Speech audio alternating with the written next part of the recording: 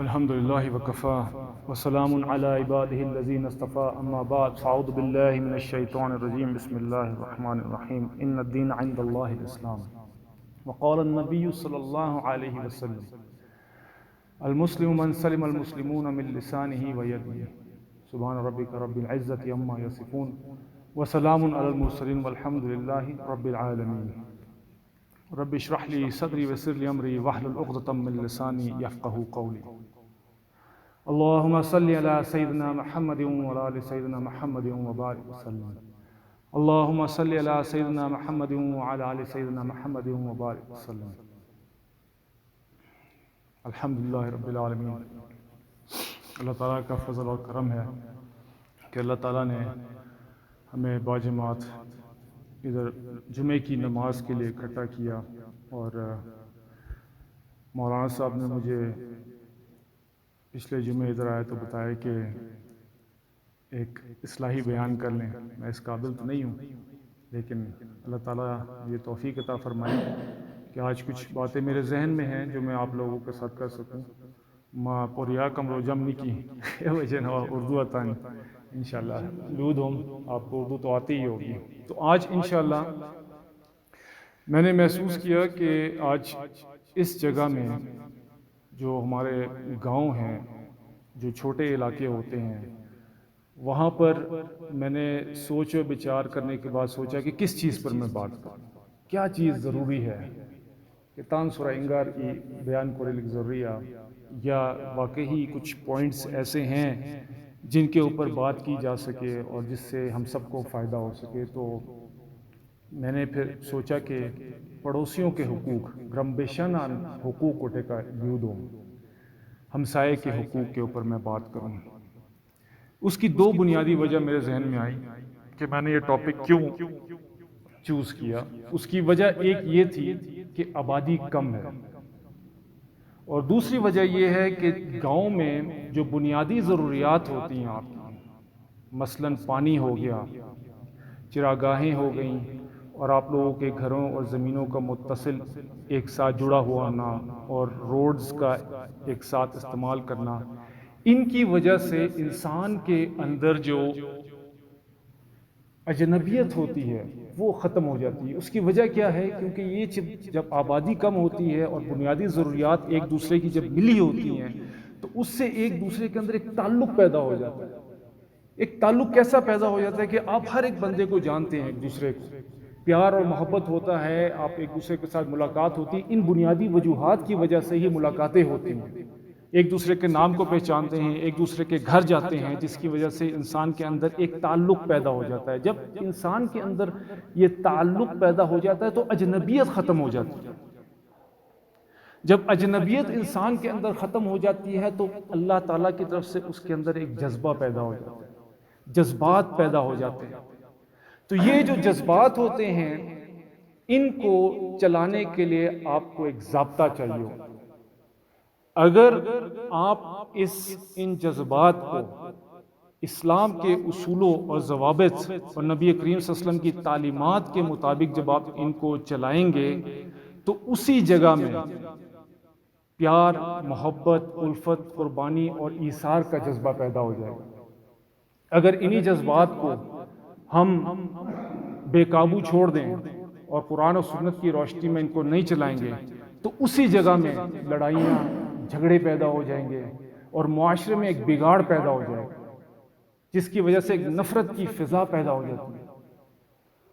تو نبی کریم صلی اللہ علیہ وسلم نے جب مدینے سے ہجرت کر کے، جب مکہ سے ہجرت کر کے مدینے میں گئے تو ان کے لیے سب سے بڑا جو چیلنج تھا، جو صفاً سا لٹ چیلنج جو ہے وہ یہ تھا کہ جو مہاجرین آپ کے ساتھ جا رہے تھے ان کو آپ نے مدینہ میں جا کے سیٹل کرنا تھا۔ یہ آپ دیکھیں کہ کہیں بھی جب ہجرت ہوتی ہے تو اس میں جب دوسرے ملک میں جایا جاتا ہے تو اس کی اکانومی میں معاشی بحران آ جاتا ہے۔ آپ لوگوں کو پتہ ہے کہ میانمار میں جب مسلمانوں پر ظلم ہوا، تحت غار نسانی ہجرت کی انہوں نے، تو کسی نے بنگلہ دیش کی طرف جانے کی کوشش کی تو بارڈرز بند کر دیے گئے، پاکستان کی طرف آنے کی کوشش کی تو بارڈرز بند کر دیے گئے، حتیٰ کہ ہر ایک نے اپنے اپنے بارڈرز بند کر دیے۔ اس کی وجہ کیا تھی؟ اس کی وجہ یہ تھی کہ یہ ایک مشکل کام ہے۔ اتنے زیادہ لوگوں کو جب آپ ایک علاقے میں جا کے سیٹل کرتے ہیں تو اس علاقے میں جو ہے معاشی بحران آ جاتا ہے۔ لیکن نبی کریم صلی اللہ علیہ وسلم کا یہ کمال تھا کہ نبی کریم صلی اللہ علیہ وسلم نے مدینہ والوں کے اندر یہ جذبات کو پیدا کیا، اس بھائی چارے اور محبت اور الفت کے ان جذبات کو پیدا کیا، اجنبیت کو ختم کر دیا۔ اس میں ایک مشہور واقعہ جو ہمارے ذہنوں میں ہم سب کو پتہ ہے، جیسے عبد الرحمن بن عوف کا جو واقعہ ہے بہت مشہور ہے۔ اب آپ سوچیں جن کے ساتھ ان کا بھائی چارہ ہوا ہے، وہاں سے وہ مکہ سے آتے ہیں اور نبی کریم صلی اللہ علیہ وسلم نے ان کے ساتھ بھائی چارہ کروایا ہے۔ جو صحابی ہیں وہ وہاں پر غالباً ابو طلحہ تھے، جن کا جو بہت امیر ہے، وہاں ان کے جنگلات ہیں، ان کے باغات ہیں، ان کے کنویں ہیں۔ ان سے وہ ملتے ہیں، ایک اجنبی شخص عبد الرحمن بن عوف ایک مہاجر ہیں اور ایک اجنبی ہیں اور انصاری صحابی سے پہلی دفعہ مل رہے ہیں، لیکن چونکہ ان کے اندر وہ جذبات جو پیدا ہوئے، ان جذبات کو نبی کریم صلی اللہ علیہ وسلم نے اسلامی تعلیمات کے اندر ڈھالا ہوا تھا، اس لیے انہوں نے کہا کہ بھائی یہ میری زمین ہے، ہمت مٹھتو شنی، ان میں سے آپ پسند کر لیں اور آدھا آپ لے لیں۔ یہ قربانی کون دے سکتا ہے؟ یہ قربانی ہم دے سکتے ہیں؟ بہت مشکل ہے، بہت زیادہ مشکل ہے یہ چیز دینا۔ باتوں میں تو آسان لگتی ہے کہ وطن کو اجنبی آدمی کو جو کہیں سے آ رہا ہے، لاہور پنڈی سے آ رہا ہے، مجھے کو اس کا بھائی چارہ بنا دے اور کہے کہ یار اب آدھا زمین محمد دے، بہت مشکل کام ہے، اس کو بھی چھوڑے۔ پھر اس کے بعد کیا ہوا کہ انہوں نے کہا دیکھو بھائی یہ میری دو بیویاں ہیں، ان میں سے آپ جس کو پسند کر لیں میں طلاق دے دیتا ہوں، عدت کے بعد آپ ان سے شادی کر لیں۔ یہ جذبات انسان کے اندر کس طرح پیدا ہو سکتے ہیں؟ یہ جذبات نبی کریم صلی اللہ علیہ وسلم نے ان کے اندر پیدا کیے۔ اب اس کے برعکس میں آپ سے بات کرتا ہوں کہ شہروں میں یہ جذبات ختم ہو چکے ہیں۔ خود ختم ہونی، اس کی وجہ کیا ہے؟ جیسے میرا شہر لاہور ہے اور لاہور کی تھی، اب لاہور میں کیا ہے کہ ہمارے اندر جذبات نہیں ہیں، ہم جذبات سے خالی ہیں۔ اس کی وجہ کیا ہے؟ اس کے اندر اس کی وجہ کیا ہے؟ اس کی وجہ یہ ہے کہ آپ کی ہماری جو بنیادی ضروریات ہیں لاہور میں، فار ایگزامپل یا اسلام آباد کراچی میں، پانی، بجلی، گیس، یہ ادارے چلا رہے ہیں، یہ ادارے چلا رہے ہیں۔ چاہوں کہ ادارے چلانے کی وجہ سے ہمارے پاس جو ایک موقع تھا کہ انہی بنیادی ضروریات کی وجہ سے ایک دوسرے سے ملنا جلنا جو تھا ہمارا ختم ہو گیا۔ اب مجھے واللہ نہیں پتا کہ میرے دو گھر کے بعد کون رہتا ہے، نہ میری سلام ہے نہ میری دعا ہے۔ تو اب کیا ہو گیا؟ اجنبیت بڑھ گئی۔ جب اجنبیت جب بڑھ جاتی ہے تو انسان کے اندر جذبات نہیں ہوتے ہیں، اور جب جذبات نہیں ہوتا تو ایک دوسرے کو آپ نقصان پہنچاتے ہیں۔ ہوس ہوتی ہے انسان کے اندر، آپ کے اندر جذبات ہی نہیں ہے کسی انسان کے لیے، مسلمان کے لیے تو ویسے جذبات نہیں ہیں، اور چونکہ بنیادی ضروریات نہ ہونے کی وجہ سے وہ جذبات ویسے ہی ختم ہو گئے، تو آپ نے ایک دوسرے کو نقصان پہنچانا ہے۔ اب آپ اگر شہر میں جائیں تو آپ جس کے ساتھ کاروبار کریں گے وہ آپ کو ہر صورت میں دھوکہ دے گا، اس کی کوشش یہ ہوگی کہ میں اس شخص کو دھوکہ دے دوں۔ وجہ کیوں ہے کہ میں آج کو جانتا ہی نہیں ہوں، اب تو خوش ٹانوں کو جذبات ہی کوئی نہیں ہے، نہ بھائی چارہ ہے، نہ پیار ہے، نہ محبت ہے، نہ الفت ہے، اجنبیت ہے۔ آپ وہاں پر کوئی میڈیسن کی دکان پہ جاتے ہیں اور میڈیسن لیتے ہیں تو ادویات بنانے والی ایسی ایسی کمپنیاں جو ایسی ادویات بناتی ہیں جن سے بیمار آدمی، کوئی ضرورت مند آدمی جس کو تکلیف ہے، کوئی پریشانی ہے، تو وہ جب وہ دوائی کھاتا ہے تو وہ مر جاتا ہے۔ اچھا ٹھیک ہے، تو وہ انسان مر جاتا ہے۔ تو پھر کیا ہوتا ہے؟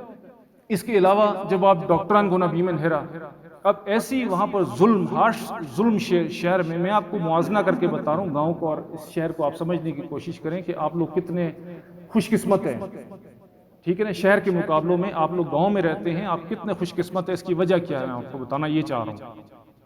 آپ علاج کروانے جاتے ہیں کسی اسپتال میں، آپ نے آپریشن کروایا، کچھ عرصے بعد آپ کو پتہ چلا کہ آپ کا گردہ اندر سے چوری ہو گیا، ڈاکٹر گردہ چوری کر گیا آپ کا، گردے بیچ دیتے ہیں اندر سے، جسم کے اندر سے.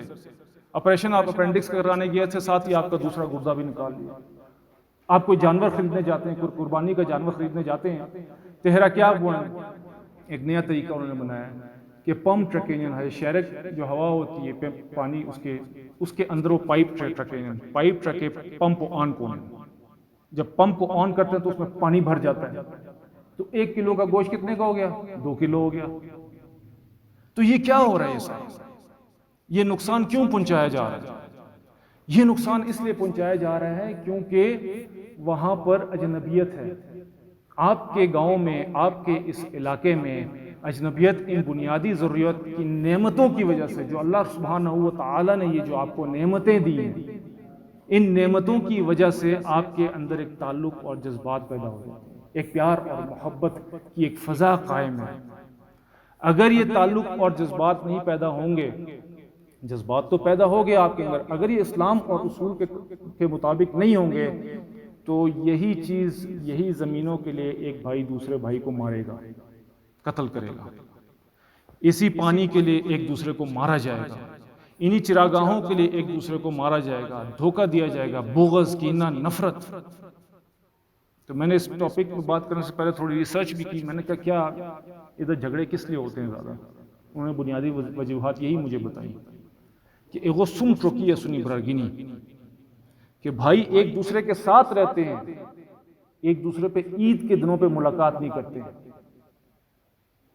آپ کو پتہ نا 3 دن سے زیادہ آپ مسلمان بھائی سے، اپنا بھائی تو الگ بات ہے، مسلمان بھائی سے آپ جو ہے تعلق توڑ دیں تو کتنی سخت وعید ہے اس کی، نبی کی طرف سے فرمائی ہے.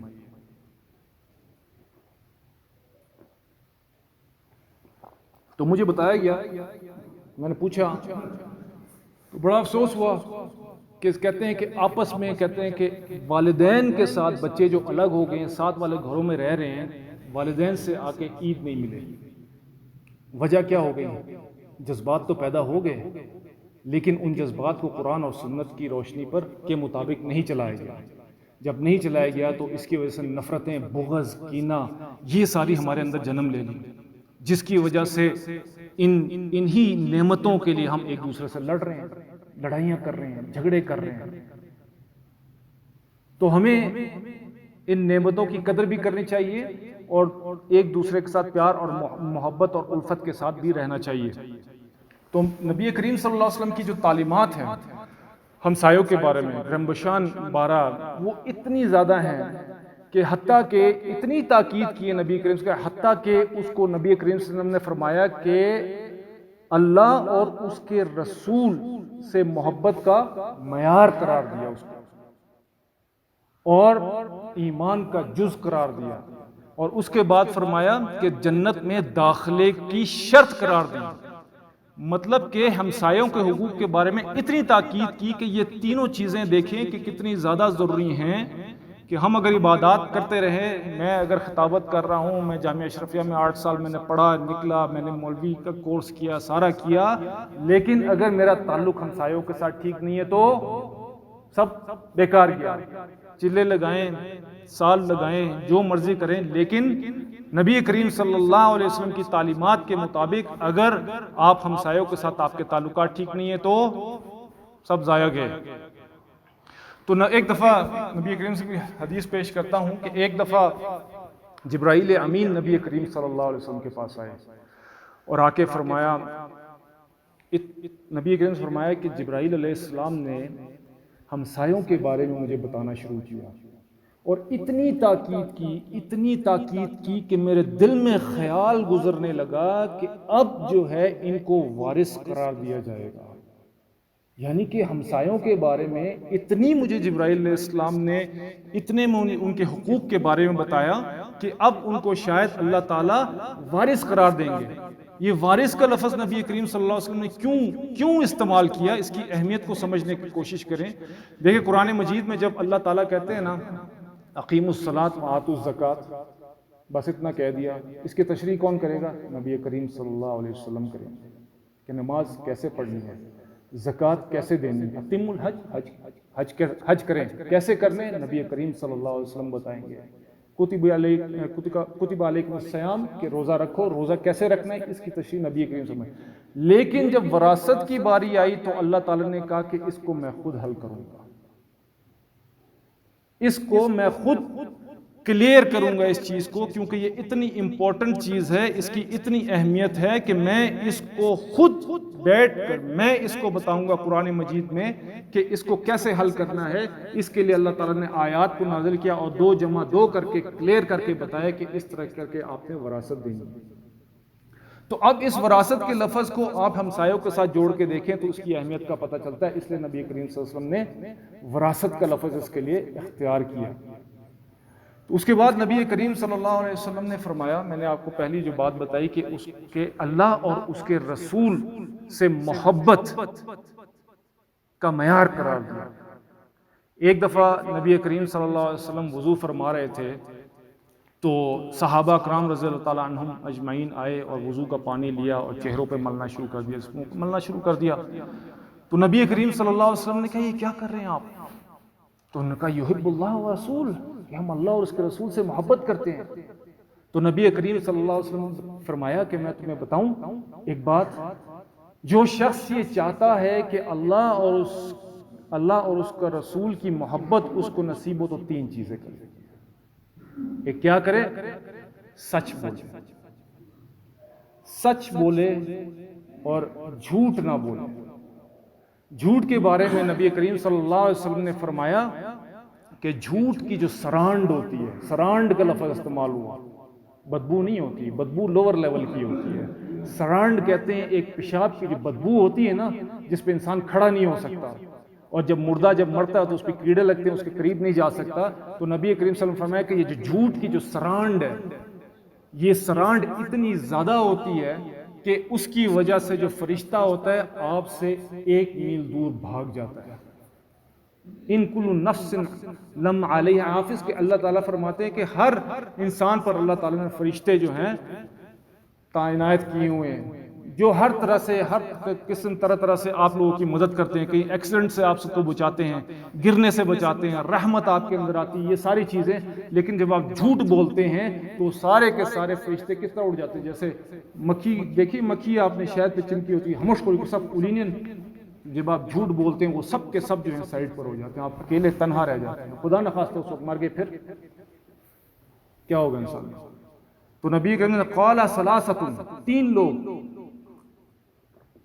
قال ثلاثۃ لا یکلمون, کہ اللہ تعالیٰ بات نہیں کریں گے ان کے ساتھ. 3 لوگ ایسے ہیں, لا یکلمون, کہ ان سے بات نہیں کریں گے, لا ینظر الیہم, ان کے طرف دیکھیں گے نہیں, لا یزکیہم, ان کا تزکیہ نہیں کریں گے, لہم عذاب علیم, اور ان کے لیے دردناک عذاب ہوگا. کون لوگ ہوں گے ان میں سے؟ وہ لوگ ہوں گے جو جھوٹ بولتے ہیں. کون لوگ ہوں گے؟ جو احسان کو جھٹلانے والے ہوتے ہیں. کون لوگ ہوں گے؟ وہ لوگ ہوں گے جو ہمسایوں کے ساتھ برا سلوک کرتے ہیں, جو جھوٹ بولتے ہیں, ہمسایوں کے ساتھ جو برا سلوک کرتے ہیں. اور وہ سوداگر جو جھوٹی قسمیں کھا کر اپنا سودا بھیجتا ہے.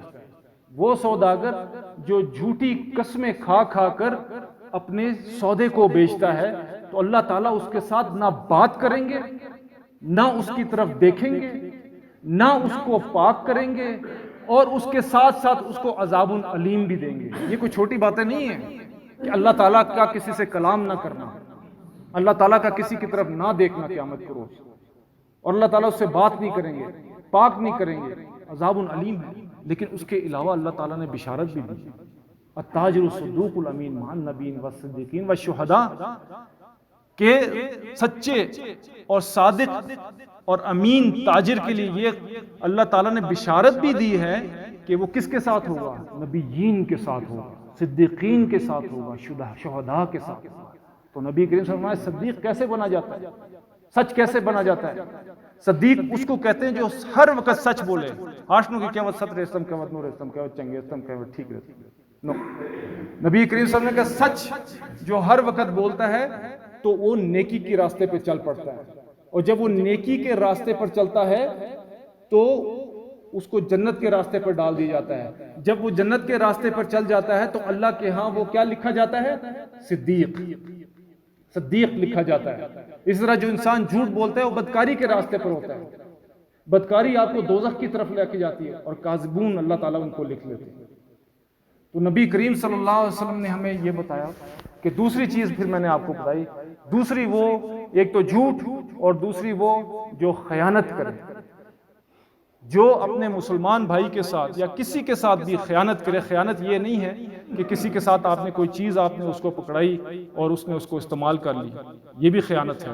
لیکن المجالس بالامانہ، کہ آپ جب مجالس میں جب آپ بات کرتے ہیں ایک دوسرے کے، اکثر گاؤں میں اور چھوٹی جگہوں میں یہی بہت زیادہ چیزیں ہوتی ہیں کہ جہاں کہیں آپ بات کر رہے ہو تو وہ امانت داری کے ساتھ کیے ہوتے ہیں. نبی کریم صلی اللہ علیہ وسلم نے فرمایا کہ جب آپ کے ساتھ کوئی بات کرے اور ادھر ادھر دیکھے تو سمجھ لو کہ وہ رازداری چاہ رہا ہے آپ سے. آپ اس بات کے ساتھ رازداری کریں. یہ نہیں کہ ابھی آپ کو بات کر کے گیا، اس کی بات آپ نے تیسرے کو، تیسرے کے چوتھے کو. اس کی وجہ سے غیبت پھیلتی ہے انسان کی، اس کی وجہ سے ایک دوسرے سے لڑائیاں اور نفرت ہوتی ہے. نبی کریم صلی اللہ علیہ وسلم نے کہا کہ مجھے مت بتاؤ اس آدمی کے بارے میں کیسا ہے، میرے دل میں ایک خیال پیدا ہوتا ہے اس کے بارے میں. ہم جہاں جاتے ہیں تو بتایا جاتا ہے موسو ہوش کو سنا ہے ہاش رسول کیا ہے، موسو ہوش کو سنا ہے ہاش رسول کیا. یہاں پر عام ہے یہ چیزیں. میں تو ادھر رہتا ہوں تو مجھے بڑا عجیب سا لگتا ہے جب اس طرح کی باتیں ہوتی ہیں. تو یہ باتیں کرنے والے نہیں ہیں. آپ لوگ پیار اور محبت سے ایک دوسرے کے ساتھ رہیں، ایک دوسرے کے جو عیب ہیں اس کی پردہ پوشی کریے، ان عیبوں کو چھپائیں، ایک دوسرے کو مت بتائیں. تیسری چیز امانت میں خیانت ہو گئی. اور امانت میں خیانت یہ بھی ہوتی ہے کہ آپ نے کسی کے پاس اپنی موٹر سائیکل رکھوا دی. آپ نے کہا یار میں گاؤں جا رہا ہوں، سکوٹ بیمن، میں آپ کو فلانا چیز اپنے گھر امانت کے طور پر دے کے جا رہا ہوں. آپ کو تصرف کا حق نہیں ہے اس میں، آپ اس میں تصرف نہیں کر سکتے. پتہ چلا کہ آپ اس کی موٹر سائیکل پیچھے سے چلانا شروع ہو گئے، آپ اس کی سائیکل چلانا شروع ہو گئے، اس کی گاڑی چلانا شروع ہو گئے، اس کو استعمال کرنا شروع ہو گئے. یہ امانت میں خیانت ہے. وہ تو آپ کو اعتماد کر کے، آپ کے بھروسہ کر کے اس نے اپنی امانت آپ کے پاس رکھوائی تھی. تیسری چیز نبی کریم صلی اللہ علیہ وسلم نے فرمائی کہ ہمسایوں کے ساتھ اچھا سلوک کرو. اپنے ہمسایوں کے ساتھ اچھا سلوک کرو، ان کے ساتھ پیار، محبت اور الفت اور قربانی اور ایثار کے ساتھ ان کے ساتھ آپ کا تعلق ہونا چاہیے. جہاد پر اگر کوئی انسان جا رہا ہے اور پیچھے سے اگر کوئی ہمسایہ اس کا ہے، اس کے گھر والوں کا خیال رکھتا ہے تو اس کا بھی جہاد میں جانا شمار ہوگا.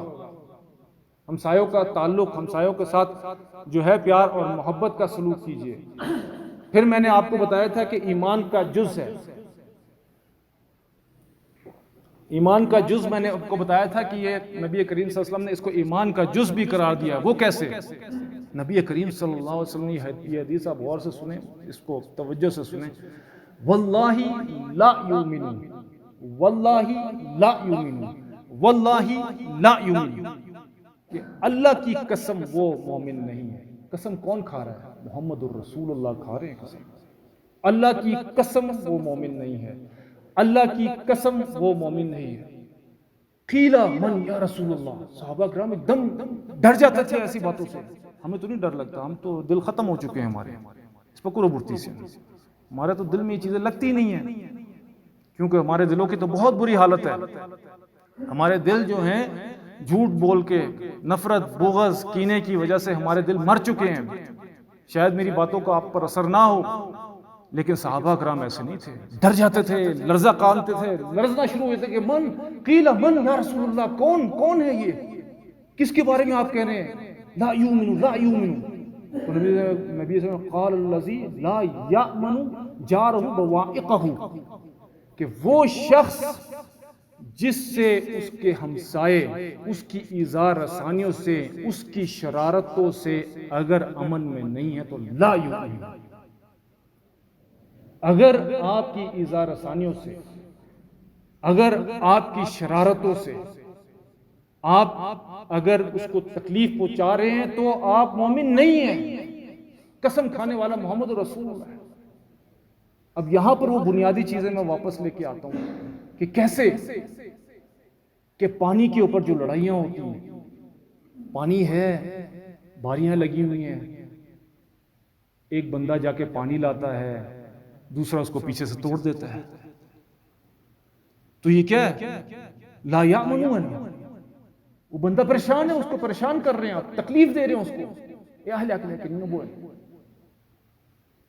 وہ بیچارہ سکوٹ ہے، وہ بیچارہ سپاہی ہے، وہ جاتا ہے شہر 6 مہینے کے لیے، پیچھے اس کے بیوی بچے ہیں، آس پاس بدماش رہتے ہیں ہمسایوں میں، وہ بیچارہ ٹینشن میں ہے وہاں پر کہ ہمیں روئی نشین مصیبت میں ہیں، ہمارے گھر والے پریشان ہیں، میری بیوی اکیلی ہے، میری بیٹی اکیلی ہے، کون ہے کہ جی لڑکے آس پاس ایسے رہتے ہیں بدماش ٹائپ، یہ کیا ہے؟ یا من کہ وہ بے خوف، وہ آپ کی شرارتوں سے اور ایذا رسانیوں سے آپ کا ہمسایہ امن میں نہیں ہے، وہ تکلیف میں ہے، تو پھر کیا فائدہ ہماری نماز پڑھنے کا، پھر کیا فائدہ میری خطابت کا، پھر کیا فائدہ میری چلوں کا، میرے حج کا، نمازی صاحب، حاجی صاحب، کوئی فائدہ نہیں ہوگا۔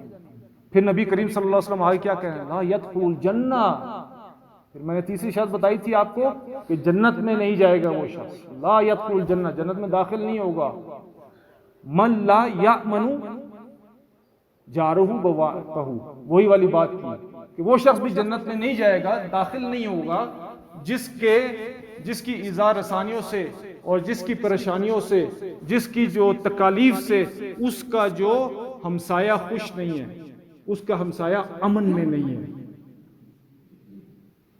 تو یہاں پر ان حدیثوں کو غور سے آپ سنیں اور سوچیں کہ کیا، دیکھیں اکثر یہ ہوتا ہے جب انسان حدیث بیان کر رہا ہوتا ہے نا، سب سے پہلے کہتے ہیں ہسے عاش رسول کیا، ہسے عاش رسول، اواہ رسول، اواہ رسول، میں اس طرح ہوں، وہ نہیں ہے، اگر وہ ہے بھی تو آپ قربانی دیں نا، دے دیں اپنا تھوڑا سا پانی اس کو، کچھ کوئی بات نہیں، آپ کیوں نہیں قربانی دیتے؟ عبد الرحمن بن عوف کی کہ جو انصاری صحابہ تھے ان کے ساتھ جب بھائی چارہ ہوا، لڑائیاں کیسے پیدا ہوتی ہیں، جھگڑے پیسے کیسے پیدا ہوتے ہیں، ہاش بھی تتن بولنا، ہاں تو کچھ نہیں ہوگا، اس کو ماروں گا، اس کو قتل کروں گا، جویٹے کی ہمارے ادھر تو کیا کہتے ہیں پانی کے اوپر جو جوئی بوئن اس کے اوپر ہی ایک دوسرے کو مارے ہوتے بلان لگی، میں حیران ہو جاتا ہوں کہ کیا خدا کا عذاب ہے۔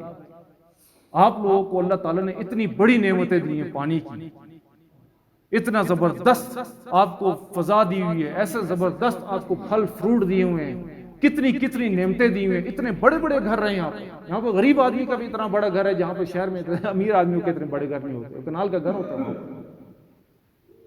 تو نبی کریم صلی اللہ علیہ وسلم نے ہمسایوں کی تعلیمات پر بہت زور دیا۔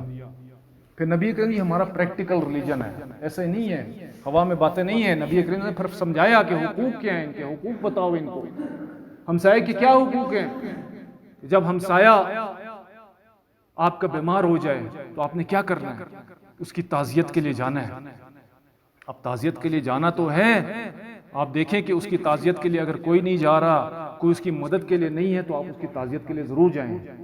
لیکن ایک اس کا الٹ وہ بھی ہو جاتا ہے، بعض اوقات ایسا ہوتا ہے ایک بندہ ہسپتال میں بیچارہ آخری سانسیں گن رہا ہوتا ہے، وہ تعزیت کے لیے اتنے زیادہ لوگ جاتے ہیں کہ اس کو آرام ہی نہیں کرنے دیتے۔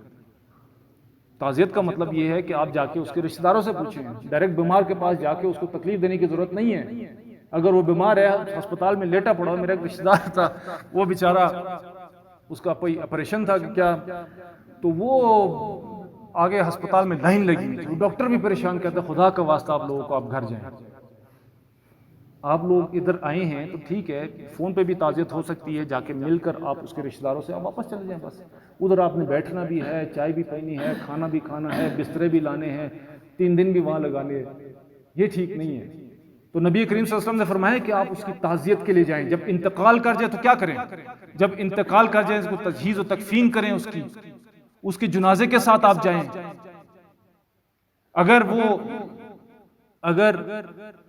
کوئی اچھی چیز، کوئی نعمت اس کو مل جاتی ہے تو نبی کریم صلی اللہ علیہ وسلم خوشی کا اظہار کریں، اس کو مبارکباد دیں، وہ شیلی موٹر سائیکل کا رشتہ زبردست، اللہ قبول فرمائے، یہ کہنے کہ یہ کیا لے لیا تم نے، یہ ہے تھا ہارش ہے تھا ہوش، یہ آپ کو مبارک ہو، آپ نے ٹریکٹر لیا، گاڑی لیے، آپ کو بہت بہت مبارک ہو، اچھی کی تھی ہے قرار ہے جناریہ نہ لے، ہموں کو نامد پیسہ قرار رہا نہیں، یہ تو رشوت لیتا ہے، یہ تو چوری کرتا ہے، یہ تو ڈاکہ کرتا ہے۔ آپ مطلب کہیں کہ یا اللہ آپ نے اس کو کتنی مزار، کتنی اچھی موٹر سائیکل لے کے دی، اللہ آپ نے کتنی اچھی اس کو گاڑی لے کے دی، کتنا اچھا ٹریکٹر لے کے دیا، اللہ مجھے بھی دے دیں، یہ کہنے میں کیا مصیبت پڑتی ہے؟ انسان آپ کہیں کہ کتنی کیا مصیبت پڑتی ہے، آپ جب اس کو خوشی ملتی ہے تو آپ اس کو مبارکباد دیں، جب اس کے اندر کوئی غم آتا ہے، جب غم ہوتا ہے تو اس کے غم میں شریک ہو جائیں، اس کے غم میں شریک ہو جائیں۔ دوسری بات نبی کریم صلی اللہ علیہ وسلم نے بہت اچھی بات کی، وہ یہ کہ نبی کریم صلی اللہ علیہ وسلم نے کہا ہے کہ جب آپ اپنا گھر بنائیں تو آپ اپنے گھر کی دیوار کو اس کے گھر سے اس طرح اونچا مت کریں کہ اس کی ہوا بند ہو جائے گھر کی۔ سمجھ آ رہی ہے؟ یہاں پر میں نے دیکھا ہے کہ جب گھر بنائے جاتے ہیں تو آپ کی زمین کی جو حد دیوار ہوتی ہے نا، آپ وہیں پہ گھر کھڑا کر دیتے ہیں، اپنا یوں کر کے دیوار لگا دیتے ہیں۔ اپنے باتھ روم کی جو کھڑکی ہوتی ہے وہ آپ اس کی صحن کی طرف کر دیتے ہیں، اس وقت واحد اچھا ہے، مطلب آپ اس کو تکلیف دے رہے ہیں، دن اور رات آپ اپنے باتھ روم کی کھڑکی آپ نے اس بندے کے گھر کی طرف کر دی ہوئی ہے، اور وہ بندہ صبح سے شام میں تکلیف میں ہے کیونکہ آپ کی بدبو جو ہے ساری اس کے گھر میں جا رہی ہے۔ تو نبی کریم نے کہا ایسا مت کرو یار، آپ 2 فٹ اپنی حد بندی سے 2-4 فٹ چھوڑیں گھر اور اپنا گھر تعمیر کریں، وہ اپنی حد بندی سے 2-4 فٹ چھوڑیں اور گھر بنائیں، تاکہ آپ کی حد بندیوں کے درمیان کم از کم 5-10 فٹ کا فاصلہ ہو۔ آپ کے پاس تو اتنی یہاں پر زمین ہوتی ہے۔ ہمارے لاہور میں ڈیفنس میں جو ہم گھر بناتے ہیں، ہماری حد بندی سے ہمارے رول ہے وہاں پر کہ آپ نے 5 فٹ چھوڑ کے اپنا گھر بنانا ہے۔ یہ والا بندہ بھی 5 فٹ چھوڑ کے اپنا گھر بنائے گا، تاکہ میرے اور اس کے گھر کے درمیان کتنا فاصلہ ہو گیا؟ 10 فٹ کا فاصلہ ہو گیا۔ اب اس 10 فٹ میں ہمیں کوئی تکلیف نہیں ہے، بے شک وہ اپنی کھڑکی بنائے، باتھ روم بنائے، ہوا آ رہی ہے جا رہی ہے۔ نبی کریم صلی اللہ علیہ وسلم نے دوسری ہمیں یہ بتایا کہ جب آپ لوگ کوئی اچھا کھانا کھائیں، اچھی چیز لے کے آئیں تو چھپا کے لے کے آؤ، چھپا کے لے کے آؤ، اور آ کے گھر میں کھاؤ، اور اپنے بچوں کو کوئی پھل فروٹ دو تو ان سے مت یہ کہو کہ جا کے باہر جا کے کھا لو۔ ہو سکتا ہے کوئی دوسرے ہمسایوں کا بچہ غریب ہو، اس کا دل چاہے اور وہ اپنے باپ کو کہے کہ بابا مت دے دیتے، تو اگر آپ چھپا کے نہیں لانا چاہتے تو آپ اپنا جو سالن بنائیں اس میں شوربہ زیادہ کر دیں تاکہ ساتھ والے کو بھی دے دیں۔ ایک صحابی ان کا بچہ گم گیا 3 دن سے، بہت زیادہ پریشان تھا۔ آپ کو پتہ ہے بچہ جب گم جاتا ہے تو بہت زیادہ پریشانی ہوتی ہے، تو وہ صحابی جو ہیں نبی کریم صلی اللہ علیہ وسلم کے پاس بیٹھے ہوئے تھے، تو نبی کریم صلی اللہ علیہ وسلم نے فرمایا، تو جب ایک آدمی آیا اور کہا کہ تمہارا بیٹے کو میں نے فلاں جگہ دیکھا ہے، تو ایک دم اچھلا، وہ اچھل کے دوڑنے لگا، تو نبی نے کہا رک جاؤ کیا ہو گیا تمہیں؟ کہتے میرا بچہ 3 دن سے غائب ہے، آج مجھے ملا ہے، میں جا کے ملنا چاہتا ہوں۔ اس نے کہا تھوڑا سا صبر کرو، دیکھو جب تم وہاں جاؤ گے اس وقت تم اپنا جو باپ کا جو اظہار ہے پیار اور محبت کی وجہ سے تم اس کو جاؤ گے، گلے لگاؤ گے، بوسہ لو گے، تھوڑا سا احتیاط کرنا، ہو سکتا ہے کوئی یتیم بچہ ادھر ہو سکتا ہے کوئی یتیم بچہ بھی تو ادھر ہوگا جو آپ کو دیکھے گا اور کہے گا کاش مد اتنا تستایو چھ، وہ بھی آئے اور مجھے گلے لگائے، مجھے بوسہ دے، مجھے پیار کرے، اس کے دل میں یہ کہیں پیدا نہ ہو، اس لیے اپنے جذبات کو قابو میں رکھنا اچھا۔ تو نبی کریم صلی اللہ علیہ وسلم کی دیکھیں کتنی احتیاط کا درجہ تھا کہ کتنا وہ جذبات کو اپنے اعتدال پر رکھتے تھے۔ اپنے جذبات کو ہم نے اعتدال پر رکھنا ہے۔ تو نبی کریم صلی اللہ علیہ وسلم نے ہمیں ہمسایوں کے بارے میں بہت تاکید کی اور کہا کہ بہت رعایت کرنی چاہیے، پیار اور محبت اور الفت سے رہنا چاہیے۔ بہت سارے ایسے واقعات ہیں جن کا بھی وقت نہیں ہے، چند میں واقعات سناتا ہوں اور بات ختم کرتا ہوں۔ حضرت زین العابدین رحمۃ اللہ جب فوت ہوئے تو ان کو جب غسل دیا گیا تو ان کے یہاں پر ایک نشان تھا، جیسا نہیں ہوتا مشکیزیں اٹھا کے نشان ہوتا ہے، وہ نشان بونے میں، تو لوگوں کو سمجھ نہیں آیا کہ کس چیز کا یہ نشان ہے، کس چیز کا یہ نشان ہے۔ تو جب ان کو کفن دفن کر کے دفنایا گیا تو اس رات کو جتنے بوڑھے تھے ہمسایوں میں اور پڑوسیوں میں چیخیں مارنا شروع کر دی، وہ شخص کدھر ہے جو راتوں کو اٹھ کے ہمارے پانیوں کو بھرا کرتا تھا، ہمارے گھروں کو صاف کیا کرتا تھا؟ تو پتہ چلا کہ زین العابدین رحمۃ اللہ جو حضرت حسین رضی اللہ کے بیٹوں میں سے ہیں، حضور صلی اللہ علیہ وسلم کی آل میں سے ہیں، وہ راتوں کو اٹھ کر جا کے ان لوگوں کا پانی بھرا کرتے تھے، ہمسایوں کا، بوڑھے اور نادار لوگوں کا۔ اسی طرح ایک اور واقعہ ہے جس میں حضرت عمر ابو بکر رضی اللہ عنہ کے خلافت کا دور تھا، حضرت عمر رضی اللہ عنہ وہاں پر جاتے ہیں تو انہوں نے ایک لسٹ دیکھی، صحابہ کرام والنٹیئر کا کام بہت زیادہ کرتے تھے، وہ جتنے بوڑھے لوگ تھے ان کا نام اور لسٹ ہوتی تھی، ان کے سامنے ہر صحابی کا نام ہوتا تھا، وہ جا کے ان کی خدمت کیا کرتے تھے، تو وہاں پر لکھا ہوا تھا، تو حضرت عمر نے دیکھا ایک بوڑھی عورت تھی، اس کے آگے نام کے آگے کوئی نہیں لکھا ہوا تھا، تو انہوں نے اس کا نام دیکھ لیا اور اگلے دن پہنچ گئے ان کے پاس، کہ اماں کوئی کام ہے تو مجھے بتانا، میں کام کریں. کہتا نہیں بیٹا، ایک آدمی آتا ہے رات کو، وہ آ کے میرا کام شام سارا کر کے، گھر صاف کر کے، پانی بھر کے، سب کچھ کر کے چلا جاتا ہے. میں نے کہا اماں کون ہے وہ آدمی؟ اس نے کہا مجھے پتہ نہیں کون ہے، وہ رات کو آتا ہے. اگلے دن عشاء پڑھ کے گئے رات کو، تو رات کو جائے کہ اماں وہ آدمی آیا. کہتا ہے نہیں نہیں بیٹا وہ آدمی. انہوں نے کہا کہ دیکھوں میں کون ہے یہ آدمی، ہاش کہاس ہوا ہے. تو میں کہا نہیں بیٹا ابھی نہیں آتا، وہ رات کو آتا ہے، رات کو. ایک دن حضرت عمر نے کہا کہ آج میں یہاں بیٹھتا ہوں اور میں بیٹھ کے دیکھتا ہوں کہ یہ کون آدمی ہے جو آ کے اس طرح جو ہے مدد کرتا ہے اس بڑھیا کی. تو رات گزر گئی، تہجد کا جب وقت ہو گیا، سب لوگ سو گئے، تو اندھیرے میں سے ایک شخص نکلا اور پیدل چلتا ہوں جب آیا تو حضرت عمر وہاں چھپ کے دیکھ رہے تھے. کہتے ہیں من انت، تم کون ہو؟ تو کہتے ہیں ابو بکر. تو کہتے ہیں یا خلیفہ آپ ہیں، یہ آپ آ کے اس رات کو اس بڑھیا کی خدمت کرتے ہیں. اور جب نیچے دیکھا تو پاؤں میں انہیں جوتیاں نہیں پہنی ہوئی تھی. انہوں نے کہا خلیفہ مومنین آپ نے جوتیاں نہیں پہنی؟ تک انہیں بٹ نہیں کیا رکھو نو تھے بٹ تھے شنی مگونا. لیکن یہ رات کا وقت ہے، ہمسایہ ہے، پڑوسی ہیں، لوگ سوئے ہوتے ہیں، ہو سکتا ہے کہ میرے جوتوں کی آہٹ اور آواز سے کوئی اٹھ جائے، کوئی ڈسٹرب ہو سکتا ہے، کسی کو پرابلم ہو سکتی ہے، اس لیے میں نے جوتے بھی نہیں پہنے اور جوتوں کے بغیر آیا ہوں، آ کے اس بڑھیا کی خدمت کر کے جاتا ہوں. یہ ہے ہمارے صحابہ کرام، یہ ہے ہمارے صحابہ کرام. ایک اور حال ہی کا واقعہ ایک بزرگ کا، ان کے گھر ایک عالم آیا، ان کا شاگرد. تو نماز پڑھ کے جب واپس گھر کی طرف جا رہے تھے تو راستے میں ایک گھر آیا. تو اس کے قریب جا کے وہ بزرگ نے اپنی بوٹان نجس تھا، اپنے بوٹ جوتے اتار لیے، اپنے یہاں پہ رکھ کے جب وہ گھر سے کراس کر کے آگے چلے گئے تو انہوں نے بوٹ پہن لیے. تو وہ شاگرد نے کہا کہ حضرت آپ نے یہ جوتے یہاں پر کیوں اتار دیے؟ کہتے ہیں یہ گھر دیکھ رہے ہو؟ اس نے کہا ہاں یہ ایک فاحشہ کا گھر ہے، فاحشہ عورت جو پیشہ کرتی ہے، پیسہ گنیشم کرم کوئن، اس کا گھر ہے یہ. اب وہ عورت بوڑھی ہو گئی ہے، وہ عورت بوڑھی ہو گئی، اس کے گھر کوئی گاہک نہیں آتا ہے، کوئی اس کو پسند نہیں کرتا ہے. تو جب میں جوتے پہن کے جاتا ہوں تو میں جوتے اس لیے اتارتا ہوں کہ میرے قدموں کی آہٹ کو سن کے وہ شاید یہ سمجھے کہ گاہک آ گیا ہے تو اس کا دل خوش ہو جائے گا. جب میں ساتھ سے گزر جاؤں گا تو اس کا دل ٹوٹ جائے گا، میں نہیں چاہتا کہ میری وجہ سے اس کا دل بھی ٹوٹے. ایک فاحشہ عورت کا دل بھی ٹوٹے. اس پاگون کیوں نہیں کہہ رہا ہے حیرت نشرین، ہم تو الٹا اس کو تنگ کرنے میں، اس کو مارنے میں. آخری واقعہ سناتا ہوں پھر میں بات کو ختم کرتا ہوں. حضرت عبداللہ بن مبارک رحمۃ اللہ، جو امام ابو حنیفہ رحمۃ اللہ کے بہت قریبی ساتھیوں میں سے ہیں، تو ایک پراپرٹی ڈیلر نے ادھر ساتھ ہی ان کے ہمسائے میں گھر بیچنا تھا، پڑوسیوں میں گھر بیچنا تھا. تو گھر کی قیمت شاید ہوگی 5 لاکھ روپے. تو پراپرٹی ڈیلر نے، جو بائر آیا خریدنے کے لیے گھر، اس نے کہا ادھر گھر کی قیمت پلاٹ کی 10 لاکھ ہے. اس نے کہا کیا بات کرتے ہو تم، ادھر تو 5 لاکھ روپے قیمت ہے اس پلاٹ کی.